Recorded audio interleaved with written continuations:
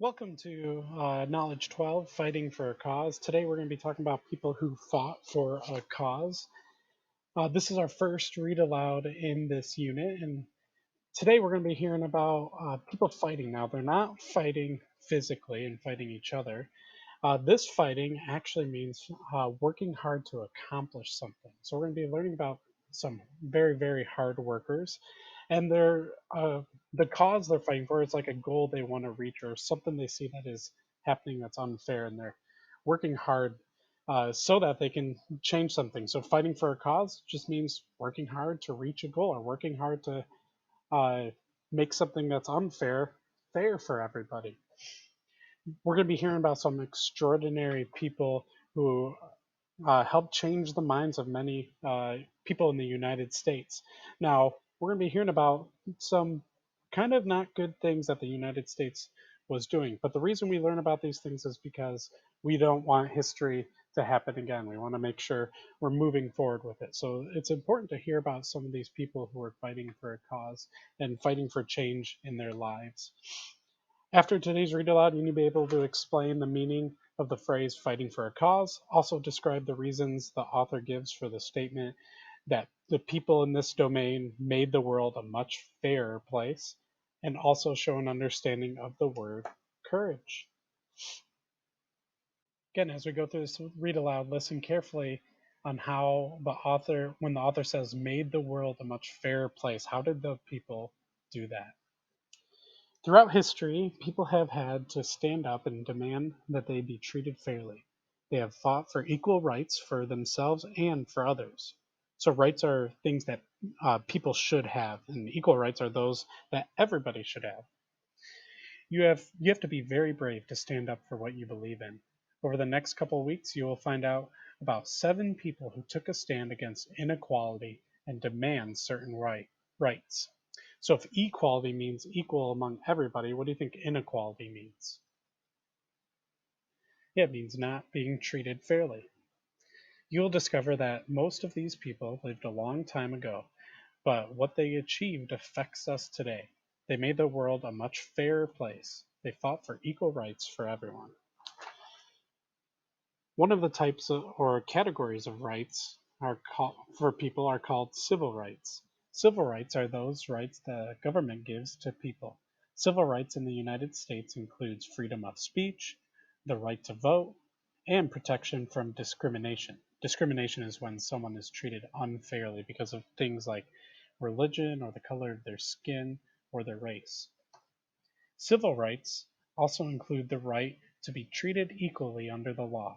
Different countries have different ideas about civil rights, but the people in this unit all lived in the United States, so you will learn about the struggle for civil rights in this country. There's another category of rights you'll hear about called human rights.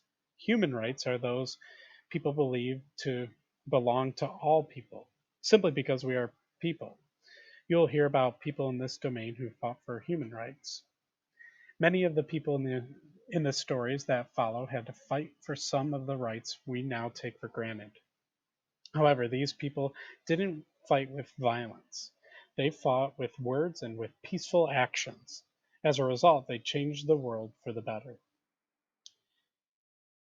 For a very long time, people weren't protected by any rights at all. For hundreds, even thousands of years, people were at the mercy of those in charge. Monarchs, or another word for monarchs is kings, military leaders, or tribal leaders governed with an iron fist. So if someone ruled with an iron fist, do you think they were kind and gentle, or that they were very, very strong and strict? Yeah, what makes you think that? Over time, people began to demand some rights. They wanted to select their leaders, they wanted to vote, they wanted to own property, and they wanted to worship freely. Eventually, monarchs or kings changed their ways, or they were replaced by elected governments. Gradually, governments, including the US government, started granting people civil rights, which meant that people would be treated fairly. Sadly, when governments do not guarantee rights, people face great difficulties. Often, the most basic human needs, such as enough food to eat, a safe place to live, and good education and job, are denied. We should never forget how lucky we are to live in a country that cares about people and their rights. However, even in the United States, the government and some more powerful groups of people have not always treated everyone fairly and equally. For a very long time, in many parts of the world, women did not have the right to vote. In the United States, it wasn't until the 1920s that all women were granted or given the right to vote, and that was almost 100 years ago. This change this change to the law happened after women protested, marched, and campaigned for this right. The word protest means to show you're upset with something, and then to campaign means to take part in activities that are intended to change people's mind or convince them. Until the mid 1860s, in parts of the United States, many African Americans were enslaved. Even after slavery was abolished or ended, in some states African Americans did not have the same legal rights as white people and were not treated equally. In the South, for example, African Americans were not allowed to attend certain schools or eat at certain restaurants. Barriers were also placed in their way when African Americans tried to vote. In this unit, you're going to learn about two people who helped defeat or end this inequality. With their supporters, they marched, they campaigned, and demanded equal rights under the law until finally in 1964, President Johnson signed the Civil Rights Act. This act removed the unfair laws by prohibiting or ending discrimination. What does discrimination mean again? The following year, the Voting Rights Act removed all voting barriers for African Americans. This meant that African Americans would be allowed to vote just like all Americans without facing discrimination. Throughout the history of this country, there have been certain people dedicated to making sure that all citizens have the civil rights they deserve. Thomas Jefferson, one of the founding fathers, wrote the words, "All men are created equal." He wrote those words a very long time ago in a document called the Declaration of Independence. This document was a letter to protest against the unfair treatment of the colonists by the British.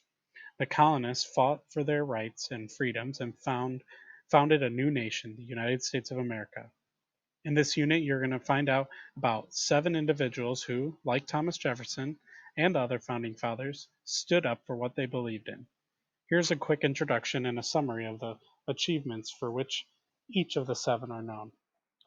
First person we're going to learn about is Susan B. Anthony. She thought that women should have the same educational and employment opportunities as men. Susan believed that women should be allowed to vote. She dedicated her whole life to making the world a fairer place for women. Eleanor Roosevelt worked to improve the quality of life for many groups of people, but especially for children, women, Native Americans, and African Americans.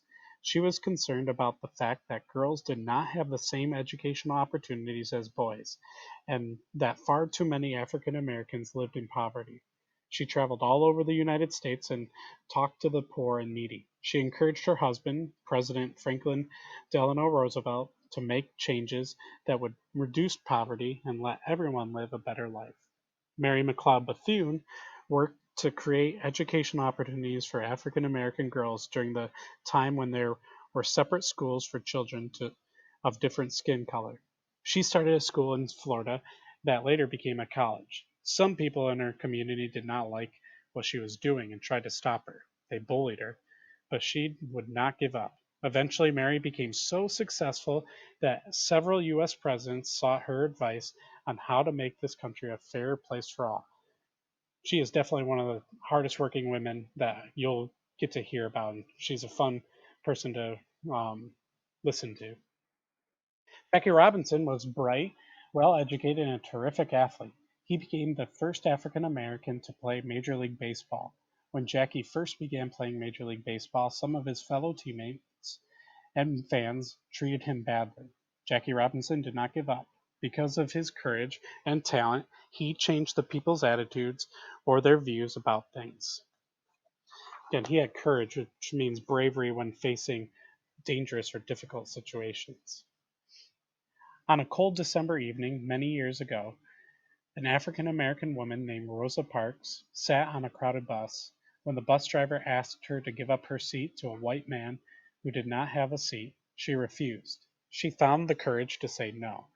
After Rosa was arrested, people came together and decided that they wouldn't ride the Montgomery City buses until everyone had the same rights as white people. This was the beginning of the civil rights movement that challenged unfair laws in the South. Martin Luther King Jr. is perhaps the most famous member of the civil rights movement and probably one of the only people you've heard about. He believed in bringing about change through nonviolence.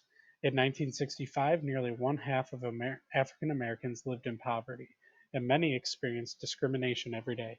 Because of Martin's leadership, the civil rights movement forced change and helped to create opportunities for many people who had experienced discrimination.